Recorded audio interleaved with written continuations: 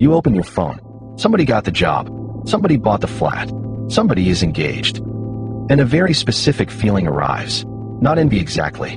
More like being late for something you never signed up for. Everyone else appears to be moving. You appear to be standing still. That feeling is real. The measurement behind it is broken in 4 specific ways. And the 4th one is the reason this happens to people who are objectively doing well.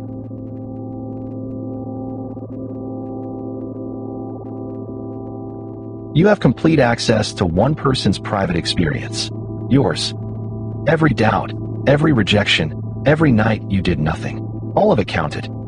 Of everyone else, you get the announcements, the offer, the keys, the ring. So the comparison is not you against them. It is your full unedited footage against their trailer. Nobody wins that comparison, not even the person in the trailer. They are running the same comparison against somebody else, using a trailer of their own, and losing it just as badly. The average person now has a few hundred loose connections whose milestones they can see. Each of those people has maybe one enormous year in a decade. Stack 300 people's best years on top of each other, and you get a feed where something huge happens every single day. You are not falling behind a person. You are falling behind a stack. And the feed shows you nobody's ordinary Tuesday. There is no post that says this year was quiet and I am fine. Stay for number 4. It explains why this gets worse the better you do. Behind implies a track, so name the track.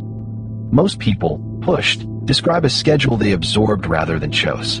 Degree, career, partner, property, children, by roughly this age.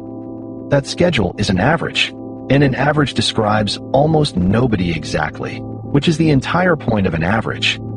It also came from a version of the world with different prices, different jobs, and different odds.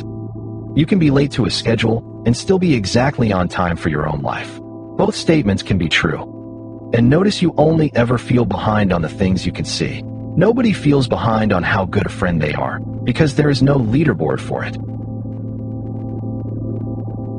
Here is the part that catches people who are doing well.